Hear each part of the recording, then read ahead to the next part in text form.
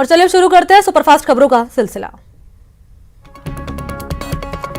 प्रधानमंत्री मोदी ने एक वेबिनार को संबोधित करते हुए कहा है कि कृषि क्षेत्र में प्राइवेट और पब्लिक सेक्टर को साथ आना होगा। देश के छोटे किसानों को ध्यान में रखते हुए सरकार ने काफी बड़े फैसले किए। छोटे किसानों को ताकत देने से ही कृषि क्षेत्र का भला होगा।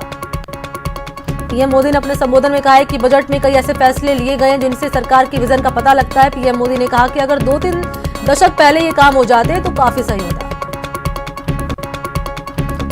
कन्याकुमारी में राहुल गांधी ने युवा छात्र छात्राओं से बातचीत की। इस दौरान राहुल एक युवा छात्र के साथ पुशअप लगाते हुए भी नजर आए। असम के तेजपुर में कांग्रेस महासचिव प्रियंका गांधी वाड्रा आज रैली करेंगे। सोमवार को उन्होंने गुवाहाटी में मां कामाख्या देवी मंदिर में दर्शन किए। महाराष्ट्र के पूर्व मुख्यमंत्री पृथ्वीराज चौहान को कांग्रेस ने अहम जिम्मेदारी दी है। कांग्रेस ने पृथ्वीराज चौहान को असम की स्क्रीनिंग कमेटी का चेयरमैन बनाया है। G23 के नेताओं में चौहान का नाम भी शामिल है। पंजाब के chief minister captain Amarinder Singh ने चुनावी रणनीतिकार प्रशांत किशोर को अपना प्रिंसिपल एडवाइजर बनाया है। प्रदेश सरकार ने उन्हें कैबिनेट मिनिस्टर का दर्जा दिया है। हालांकि प्रशांत किशोर की सैलरी 1 रुपया होगी। बीजेपी के राष्ट्रीय अध्यक्ष जेपी नड्डा जयपुर दौरे पर रहेंगे। नड्डा के दौरे को विधानसभा उपचुनाव के मद्देनजर अहम माना जा रहा है। नड्डा बीजेपी कार्य समिति की बैठक में हिस्सा लेंगे। जेपी नड्डा के स्वागत के लिए बीजेपी ने खास तैयारी भी की है। जयपुर एयरपोर्ट से बिरला ऑडिटोरियम तक उनका स्वागत किया जाएगा। भव्य तरीके से 7 किलोमीटर के रूट पर 1 दर्जन से ज्यादा स्थानों पर उनका स्वागत किया जाएगा। जेपी नड्डा के जयपुर दौरे पर पीसीसी चीफ डोटासरा ने हमला बोला और कहा कि बीजेपी की असलियत पर उनके दौरे से कोई असर नहीं पड़ेगा। उपचुनाव में कांग्रेस की जीत होगी। विधानसभा में प्रश्नकाल के दौरान जमकर हंगामा हुआ है। वासु देवनानी और स्पीकर के बीच तीखी बहस हो गई। स्थगन प्रस्ताव पर नहीं बोलने देने पर देवनानी ने कड़ा ऐतराज जताया, जिसके बाद देवनानी को 1 दिन के लिए सदन से निकाल दिया। सदन से निलंबित किए जाने के बाद विधायक वासु देवनानी ने हमला बोला और कहा कि लोकतंत्र की हत्या हुई है। मैं 4थी बार विधायक हूं, मुझे सदन के सारे नियम पता है। पूर्व प्रधानमंत्री जवाहरलाल नेहरू पर बीजेपी विधायक मदन दिलावर की टिप्पणी को लेकर विवाद छिड़ चुका है। कांग्रेस नेता पुष्पेंद्र भारद्वाज ने पलटवार करते हुए कहा कि दिलावर अपना मानसिक संतुलन खो चुके हैं। अशोभनीय टिप्पणियों का उनका पुराना इतिहास रहा है। कोरोना वैक्सीनेशन का दूसरा चरण शुरू हो गया है। इसके साथ ही प्रधानमंत्री मोदी ने भी कोरोना वैक्सीन की पहली डोज ले ली। उपराष्ट्रपति वेंकैया नायडू ने भी चेन्नई में कोरोना वैक्सीन की पहली डोज ली और इस दौरान उन्होंने लोगों से आगे आकर वैक्सीन लगाने की अपील की। वैक्सीन लगवाते हुए उपराष्ट्रपति ने अपनी तस्वीर भी ट्वीट की है। बिहार के मुख्यमंत्री नीतीश कुमार ने भी कोरोना वैक्सीन लगवाई है। नीतीश कुमार ने अपने जन्मदिन पर वैक्सीन लगवाई है। साथ ही संदेश भी दिया है कि महामारी से बचने के लिए वैक्सीन जरूरी है। AIM नेता असदुद्दीन ओवैसी ने वैक्सीन पर सवाल उठाया। जर्मन सरकार की एक रिपोर्ट का हवाला देते हुए कोविशील्ड वैक्सीन की प्रभावकारिता पर सवाल उठाया और ये कहा कि वैक्सीन 64 साल से ऊपर के लोगों पर काम नहीं करते।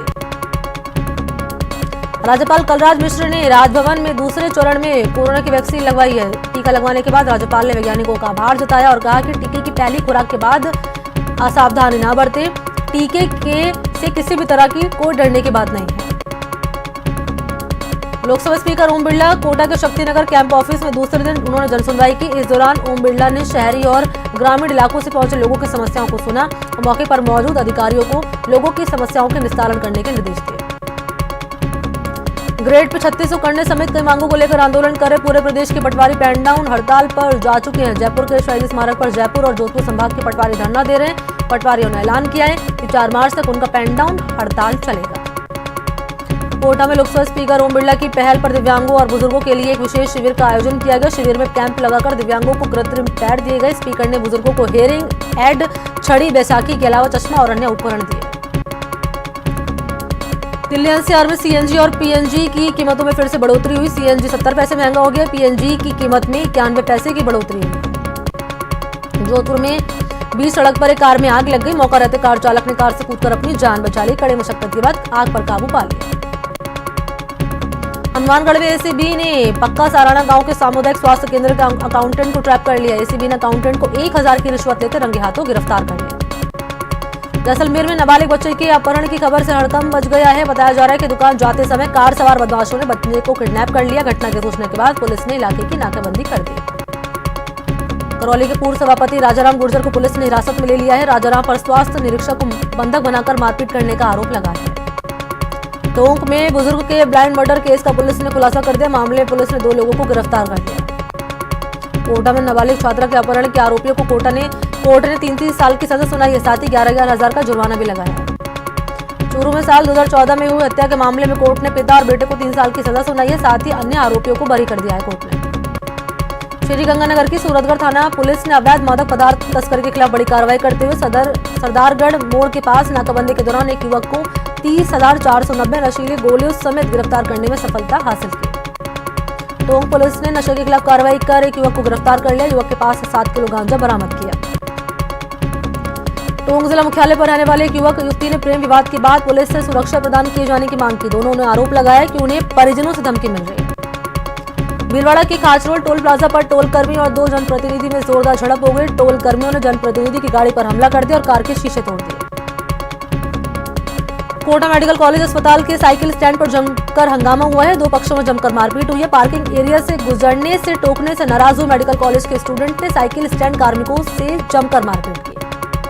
डूंगरपुर महिला और शिशु राजकीय अस्पताल में नवजात चोरी होने का मामला पुलिस ने खुलासा कर दिया है। पुलिस ने तलैया गांव से नवजात को दस्तयाब करके महिला और उसकी मां को गिरफ्तार कर लिया है। अलवर के भिवाड़ी दिन दहाड़े 4 बदमाशों ने हथियार की नोक पर एक स्क्रैप व्यापारी से 5,40,000 की लूट की वारदात को अंजाम दिया। कोटा शहर के सुभाष सर्किल चौराहे पर महिला दुकानदार के साथ बदसलूकी का मामला सामने आया। शराबी युवकों की करतूत सीसीटीवी कैमरे में कैद हो गई है। झालावाड़ के डिस्ट्रिक्ट कोर्ट परिसर में हत्या के मामले में पेशी पर आए 2 पक्षों में आपस में झगड़ा हो गया, जिससे फरियादी पक्ष ने आरोपी पक्ष पर जानलेवा हमला कर दिया, जिससे 3 लोग घायल हो गए। कोटा के गुमानपुरा थाना पुलिस ने बड़ी कार्रवाई कर 2.5 साल से फरार चल रहे एक बदमाश को हथियार समेत गिरफ्तार कर लिया। तलाशी में उसके पास से एक अवैध देसी कट्टा भी मिला है। कोटा के तलवंडी सेक्टर 2 में सोने मकान में चोरी करते एक चोर को रंगे हाथों पुलिस ने पकड़ लिया। सूचना पर पुलिस मौके पर पहुंची, युवक को हिरासत में ले लिया। चूरू जिला मुख्यालय के मुख्य बाजार में बंगाली करियर करीब 10 लाख रुपए का सोना लेकर फरार हो गया। अलवर जिले के बहरोड के औद्योगिक क्षेत्र में स्थित ऑटोनियम कंपनी के कर्मचारी के द्वारा कंपनी प्रबंधन से परेशान होकर पेट्रोल डालकर आत्महत्या करने की कोशिश की गई। अलवर में महिला ने फांसी लगाकर खुदकुशी कर ली। आरोप ये लगाया जा रहा है कि ससुराल वालों से परेशान करते थे। पुलिस ने पोस्टमार्टम कराकर शव परिजनों को सुपुर्द कर दिया। झालावाड़ के पनवाड़ थाना क्षेत्र में आपसी विवाद में पति ने पत्नी की हत्या कर दी और खुद भी कीटनाशक खाकर जान दे दी। 12 में विवाहिता की संदिग्ध अवस्था में मौत हो गई। विवाहिता के परिजनों ने उसके पति और परिवार वालों पर हत्या का आरोप लगाया है। परिजनों ने मामला भी दर्ज करा दिया थाने में। चूरू जिले की राजगढ़ तहसील में एक महिला की राजकीय भर्ती अस्पताल में संदिग्ध हालत में मौत हो गई। सुजानगढ़ गांव में पुलिस ने एक होटल से 12 किलो अवैध डोडा बरामद किया है, साथ ही एक युवक को गिरफ्तार कर लिया। भीलवाड़ा के मांडल थाना क्षेत्र के हरिपुरा चौराहे पर स्थित एसबीआई के एटीएम को अज्ञात नकाबपोश लुटेरों ने तोड़ दिया और ट्रैक्टर में बांधकर दूर तक ले गए। एटीएम से पैसे न निकाल पाने के बाद सिड दियास ग्राम के जंगल में छोड़कर फरार हो गए। पुलिस ने 2 संदिग्ध आरोपियों को हिरासत में ले लिया है। धौलपुर जिले के बाड़ी सदर थाना क्षेत्र में दबंगों ने एक युवक पर लाठी और सरिये से जानलेवा हमला कर दिया। पीड़ित युवक को जिला अस्पताल के ट्रॉमा सेंटर में एडमिट करा दिया। श्रीगंगानगर में युवक की हत्या कर देने के मामले में आरोपियों को गिरफ्तार करने की मांग को लेकर अखिल भारतीय डीएनटी एसटी संघर्ष समिति ने मुख्यमंत्री के नाम ज्ञापन दिया। भीलवाड़ा में पुलिस ने ब्रांडेड कपड़े के नाम पर नकली कपड़ा बनाने वाले कंपनी का खुलासा कर दिया। पुलिस ने मौके से लाखों के कपड़े बरामद किए। धौलपुर के निहालगंज थाना इलाके में युवक का शव मिलने से सनसनी फैल गई। युवक करीब 2 दिन से गायब था घर से। अलवर के प्रचंड महादेव मंदिर में महंत रमतानाथ के देहांत के बाद अब यहां पर गद्दी पर वारिस को लेकर वर्चस्व की लड़ाई शुरू हो गई। और यहां वक्त तो चला एक छोटे से ब्रेक का, जल्द हाजिर होते हैं। और चलिए ब्रेक के बाद सुपरफास्ट खबरों के सिलसिले को आगे बढ़ाते हैं। चूरू के निकटवर्ती गांव रुकनसर के पास हुए सड़क हादसे में एक युवक की मौत हो गई। दौसा के मालगवास के पास एक सड़क दुर्घटना में एक महिला की मौत हो गई है, 3 अन्य लोग घायल हो गए हैं। जालौर में एक ट्रक चालक और 2 बाइक में टक्कर हो गई। हादसे में दोनों बाइक सवारों की मौके पर ही मौत हो गई। बीकानेर के देशनोक में नेशनल हाईवे 89 पर एक कार अनियंत्रित होकर पेड़ से जा टकराई और हादसे में एक व्यक्ति की मौत हो गई।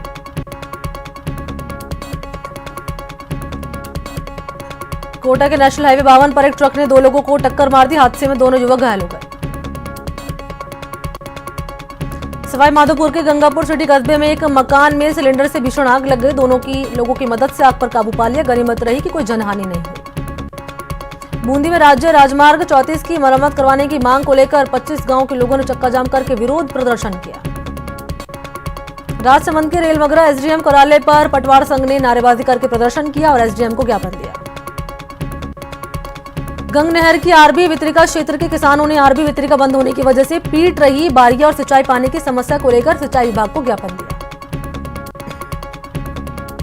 श्री गंगानगर में साधुवाली के गाजर उत्पादक किसानों ने श्री गंगानगर धान मंडी से जिला कलेक्ट्रेट कार्यालय तक ट्रैक्टर रैली निकाली। जोधपुर के बंबोर दर्जियान गांव में बढ़ती चोरी की वारदातों के चलते ग्रामीणों ने झवर पुलिस थाने का घेराव किया। जयपुर में प्रधानाचार्य पद पर डीपीसी में सही अनुपात की मांग को लेकर शिक्षक संघ रैसला ने आंदोलन की चेतावनी दी। रैसला के पदाधिकारियों ने राजधानी में सांकेतिक प्रदर्शन करके अपने मुद्दे पर ध्यान दिलाया है। धौलपुर में एबीवीपी की ओर से राज्यपाल को राजस्थान विश्वविद्यालय में हुई घटना को लेकर ज्ञापन दिया। बांसवाड़ा में अखिल भारतीय विद्यार्थी परिषद ने 11 सूत्री मांगों को लेकर रैली निकाली और सीएम गहलोत के नाम कलेक्टर को ज्ञापन दिया। धौलपुर जिले के समस्त गिरदावरों ने राजस्थान कानूनगो संघ के आह्वान पर सोमवार को जिला कलेक्ट्रेट कार्यालय के सामने 1 दिवसीय धरना दिया। झुंझुनू में 5 साल के मासूम से दुष्कर्म करने के मामले में पुलिस ने 10 दिन के अंदर कोर्ट में चार्जशीट पेश कर दी। मामले को लेकर पुलिस की टीम रोजाना 14 घंटे मेहनत करके साक्ष्य जुटाए गए हैं। श्री गंगानगर के सूरतगढ़ के वार्ड नंबर 1 और 3 में निर्माण कार्य आदेश जारी करने की मांग को लेकर पार्षद और जनप्रतिनिधियों ने धरना प्रदर्शन किया। भीलवाड़ा में एक बेटी ने पारिवारिक न्यायालय बाल विवाह निरस्त करने के लिए न्याय की गुहार लगाई। 11 साल पहले बचपन में बालिका की शादी हो गई थी। कोटा में राजकीय महाविद्यालय में एटीएम मशीन लगाने की मांग करते हुए स्टूडेंट ने कॉलेज प्रशासन के खिलाफ विरोध प्रदर्शन किया।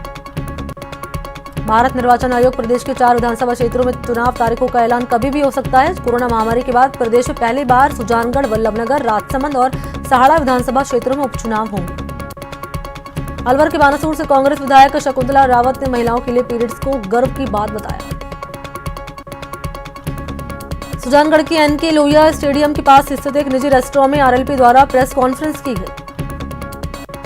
जयनारायण व्यास विश्वविद्यालय में पत्रकारिता विभाग के नवनियुक्त विभाग अध्यक्ष डॉक्टर महिपाल सिंह राठौड़ ने पदभार संभाला।